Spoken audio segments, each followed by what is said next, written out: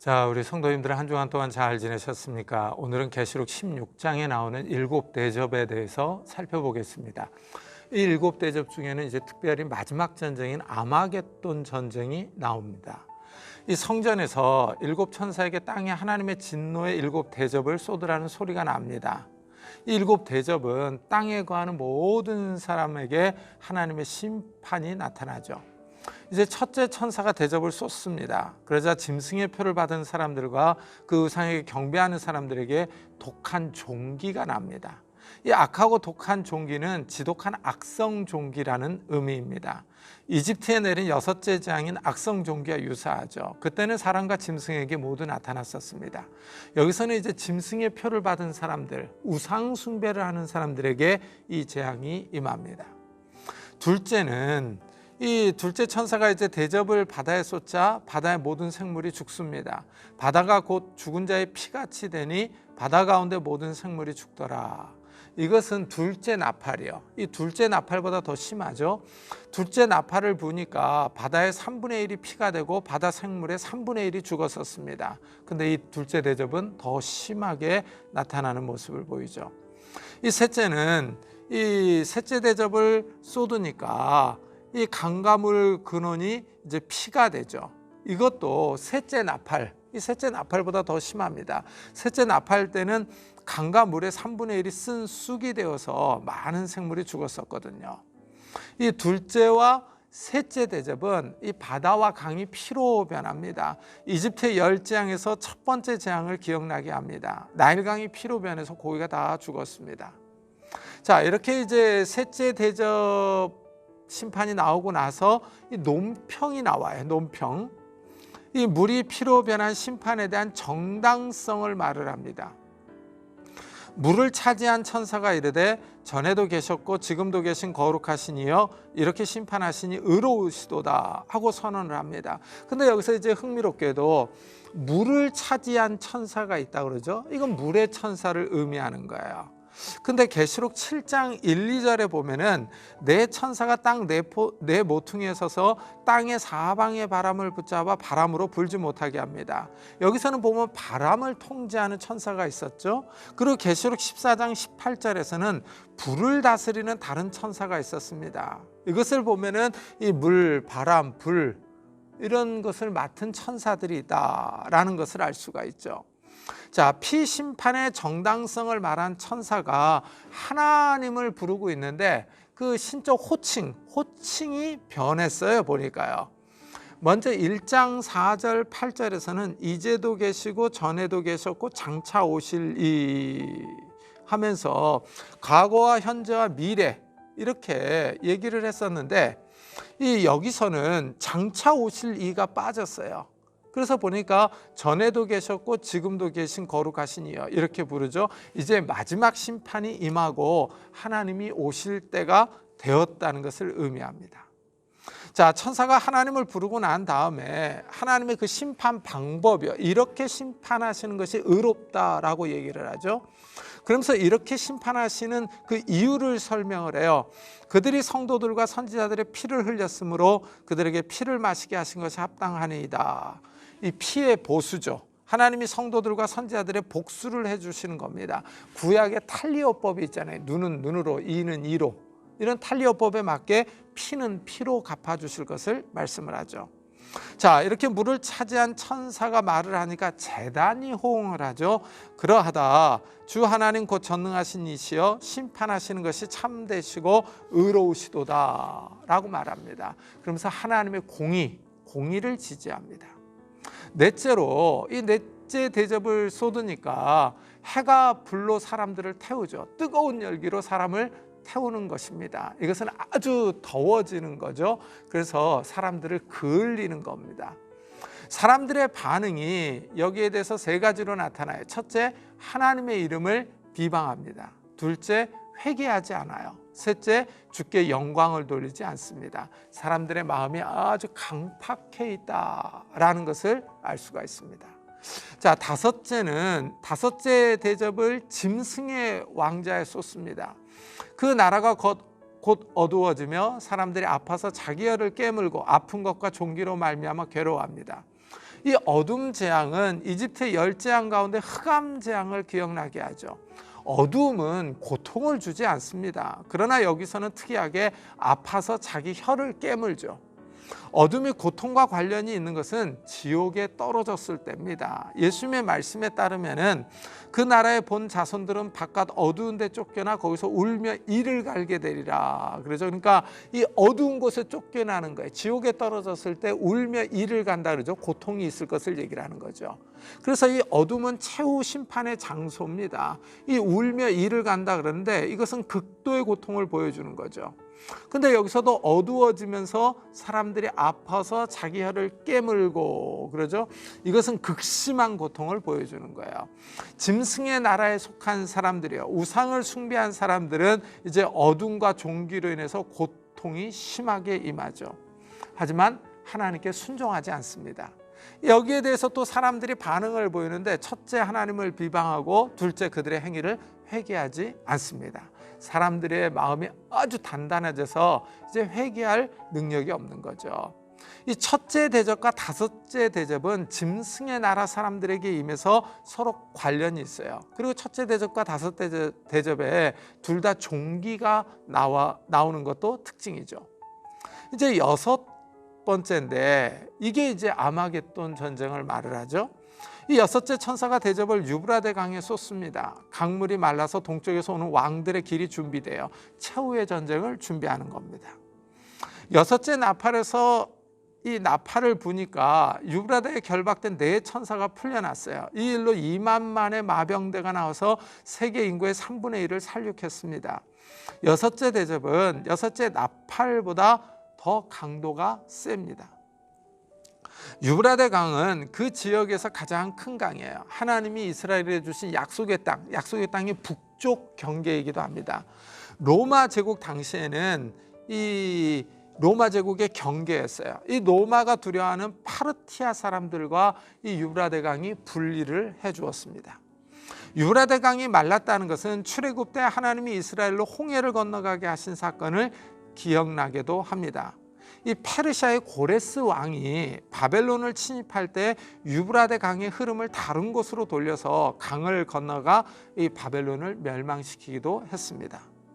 여기서는 유브라데 강이 마르고 동방에서 오는 왕들의 길이 준비가 됩니다. 이 전쟁에 귀신의 영이 역사를 하고 있어요. 그래서 13절에 보면은 또 내가 보매 개구리 같은 새 더러운 영이 용의 입과 짐승의 입과 거짓 선지자의 입에서 나오니 그들은 귀신의 영이라.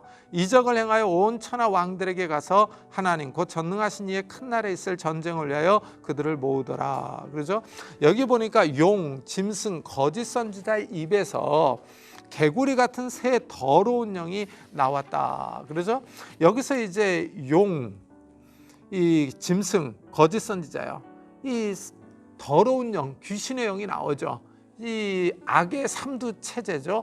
악의 삼두 체제인데 이 삼두 체제는 하나님의 삼위일체를 갖다가 모방하며 흉내내는 악의 세력이죠. 그래서 이 귀신의 영이 그들에게 다 나왔다 이렇게 얘기를 하죠. 근데 이 귀신의 영은 여기서 이제 더러운 영이라고 그러죠. 근데 이 공간복음서를 보면은 이 귀신을 얘기를 할 때는 꼭 더러운 영 또는 악한 영 이렇게 나오는 이런 모습들을 볼 수가 있어요. 이 귀신의 영이 이적을 행해서 온 천하 왕들에게 가서 하나님 곧 전능하신 이의 큰 날에 있을 전쟁을 하여 그들을 모읍니다. 그러니까 세상의 지도자들을 유혹해서 마지막 전쟁을 준비하죠. 하나님을 대적하는 전쟁입니다. 그런데 여기서 이제 우리가 잘 살펴봐야 될 게 뭐냐면 여기서는 실제 전쟁은 일어나지 않고 준비를 하는 과정이었어요. 자, 왕들이 모이는 장소를 히브리어로 아마겟돈이라고 그러죠. 이 아마겟돈은 무깃도의 산 이런 뜻입니다. 그런데 이 무깃도에는 산이 없거든요. 그래서 이 지명에 대한 논란이 있어요. 이 무깃도의 평원과 언덕 그리고 갈멜산을 포함한다 그래요. 이 갈멜산이 거기서 가깝거든요. 그래서 갈멜산을 포함한다 그래요. 또 어떤 사람들은 이 아마겟돈을 산이 없으니까 무깃도의 도시다 뭐 이렇게 번역을 하기도 합니다. 근데 이 무깃도는 고대로부터 이곳이 이제 교통과 무역과 군사의 요충지거든요. 그래서 여기서 전쟁이 자주 발발했었어요. 사사기 4장과 5장을 보면은 드보라와 바락이 가나안 족속과 전투한 곳이기도 하고요. 사사기 7장을 보면 기드온이 미드안 족속과 전투한 곳이기도 합니다. 사무엘상 31장을 보면 사울이 블레셋과 전투한 곳이기도 하고요. 요시야 왕이 이집트와 전투하다가 사망한 곳이기도 합니다. 이 아마겟돈 전쟁이 이제 어떤 전쟁이냐, 어떤 성격의 전쟁이냐, 여기에 대해서 이제 토론이 분분합니다. 그리고 이 동방에서 온 왕들이 누구냐, 뭐 여기에 대해서 이 많은 그 토론들이 있어요. 이 중요한 거 몇 가지를 뽑아보면, 첫째, 파르티아인들의 침공이다. 이 파르티아인들은 로마 시대, 그 당시 사도 요한 시대에 이 로마의 큰 그 위협이었거든요. 그러니까 또 어떤 학자는 이 부활한 네로가 파르티아인들을 이끌고 동방에서 올 것이다. 또 어떤 학자들은 아마겟돈은 세상의 왕들을 속여 하나님과 그리스도를 대적하는 악의 삼두 체제에 대한 심판의 장소로 영적인 전쟁을 말한다. 또 다른 학자는 예수님의 재림 직전에 있을 세계 대전쟁이다. 일명 3차 대전을 의미한다. 이렇게 해석하기도 합니다.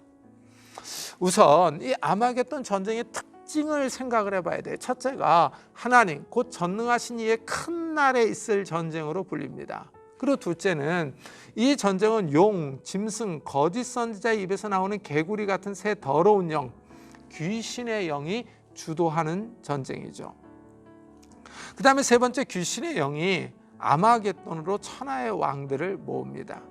여기서 주목해야 될 것은 아까도 얘기했지만 전쟁이 여기서 일어나지는 않았고 전쟁을 준비하고 있어요.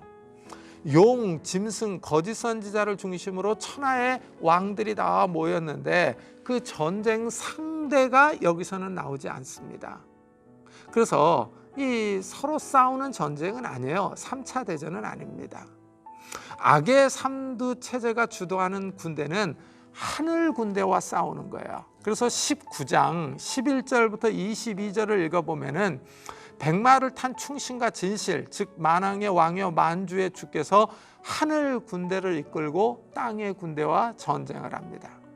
하늘 군대의 전쟁 상대는 왕들과 그 군사들인데, 즉 짐승과 거짓 선지자, 용이 이끄는 땅의 임금들과 그 군사들이에요. 그래서 이 전쟁에서 하늘 군대가 승리를 합니다. 짐승과 거짓 선지자가 사로잡혀 산채로 유황불못에 던져져요. 자, 짐승과 거짓 선지자는 유황불못에 던져지는데 용은 큰 쇠사슬에 묶여서 무저갱에 던져집니다. 그래서 용은 1000년 동안 무저갱에 갇혀 있다가 잠시 풀려날 것을 말을 하고 있어요. 자, 이 아마겟돈 전쟁은 이 요한계시록 19장에 나오는 전쟁이다라는 것을 알 수가 있어요. 그래서 이 아마겟돈 전쟁은 이 하늘의 군대와 이 짐승과 거짓 선지자들이 이끄는 땅의 군대가 이 하는 전쟁이죠. 자, 이 아마겟돈 전쟁이 일어나기 전에 논평이 나와요. 경고와 복을 말씀합니다. 보라, 내가 도둑같이 오리니 누구든지 깨어 자기 옷을 지켜 벌거벗고 다니지 아니하며 자기의 부끄러움을 보이지 아니하는 자는 복이 있도다. 그러죠? 예수님의 재림이 도둑같이 이루어질 것이라는 거예요. 예수님은 이 땅에 계실 때 이 도둑 비유를 통해서 재림을 이미 말씀하셨어요. 예수님의 재림의 때를 알 수 없기 때문에 깨어 있으라 라고 경고를 했습니다. 그래서 깨어있어 자기 옷이요, 이 옷을 지켜서 벌거벗고 다니지 말라고 경고합니다. 그래서 자기 옷을 지키라고 그래요. 이 자기 옷이요, 이 옷은 천국 예복을 준비하라는 거죠. 이 계시록에서 보면 옷은 예수 그리스도의 피로 깨끗이 씻음받은 성도들이 입는 옷이고, 이 옷은 성도들의 옳은 행실을 의미하죠. 그리고 이 옷을 입고 벌거벗고 다니지 않는 자가 복이 있다고 그러죠. 요한계시록에는 7가지의 복이 나오는데 이 복이 그중에 3번째 복입니다. 자, 여기까지가 아마겟돈 전쟁이에요. 7째는 이제 천사가 7째 대접을 공중에 쏟습니다. 이때 성전의 보좌에서 되었다 하는 소리가 들려요. 이것은 이제 모든 것이 끝났다는 의미로 하나님의 심판이 완성됐다는 겁니다. 그러자 번개, 음성, 우레소리가 나죠. 이거는 신년의 현상이죠. 하나님께서 나타나실 때 이 동반하는 현상들이죠. 자, 이렇게 신년의 현상이 있으니까 이 땅에 큰 지진이 일어납니다. 지진이 얼마나 강한지 사람이 땅에 있어 온 이래로 이같이 큰 지진이 없었더라 하고 설명을 합니다. 자, 이 큰 지진의 결과로 큰 성과 나라들의 성들이 무너집니다. 큰 성이 세 갈래로 갈라지고 만국의 성들도 무너지니 큰 성 바벨론이 하나님 앞에 기억하신 바 되어 그의 맹렬한 진노의 포도주 잔을 받음에 각 섬도 없어지고 산악도 간데 없더라 합니다. 이 큰 성 바벨론이 나오는데 이 큰 성 바벨론은 그 당시 로마를 의미하는 거예요. 하지만 이것은 로마를 넘어서 마지막 시대의 반기독교적인 온 세상을 의미하는 겁니다. 그래서 이 바벨론의 멸망을 17장, 18장에서 따로 아주 자세하게 다루고 있어요. 각 성과 산악이 없어졌다는 표현은 이제 끝이 왔다는 거죠. 종말이 완성됐다는 겁니다. 하나님의 진노는 한 달란트 되는 큰 우박이 사람들 위에 떨어집니다. 이 달란트는 시대마다 좀 달랐어요. 그래서 약 20kg에서 60kg 사이입니다. 엄청난 크기의 우박이 떨어지는 거죠. 만일 60kg이면은 이게 가속도가 붙어서 그 파괴력은 상상을 초월하는 겁니다. 이 우박 재앙이요, 이집트의 10재앙 가운데 7째 재앙을 배경으로 하는 거죠. 첫째 나팔에서도 피 섞인 우박과 불이 떨어져서 땅 3분의 1, 수목의 3분의 1, 각종 푸른 풀이 피해를 입었습니다. 근데 여기서는 이제 한 달란트나 되는 우박이 떨어지죠. 자, 이런 재앙이 있었음에도 불구하고 땅의 사람들이 회개하지 않고 하나님을 비방하는 모습이 나오고 있습니다. 자, 우리가 7대접을 살펴봤는데 7대접은 마지막 재앙으로 하나님의 심판이 끝납니다. 첫째 대접과 5째 대접은 이 짐승과 그 나라 사람들에게 직접적인 피해를 주고 있죠. 그럼에도 불구하고 짐승은 아마겟돈 전쟁을 준비합니다. 끝까지 하나님을 대적하는 모습을 보이고 있죠. 귀신의 영의 역사가 그만큼 강하다는 겁니다. 그러니까 하나님의 심판이 그렇게 강하게 나타남에도 불구하고 사람들의 마음이 강팍해서 회개하지 않는다는 거예요. 이게 참 문제죠. 이게 문제입니다. 그래서 사도 바울은 하나님의 심판이 이미 나타났다고 그러죠. 유기됐다고 그러는 겁니다. 하나님께서 내버려 두시는 거예요. 이 회개의 영을 주시지 않는 거죠. 이런 사람들이 이미 심판을 받았다는 겁니다. 그러면 마음이 강팍해져서 하나님을 대적하는 거예요. 요즘 시대가 전염병과 자연재해로 인해서 점점 어려워지는 시대입니다. 이런 시대에 깨어있는 성도님들이 되시기를 축복합니다.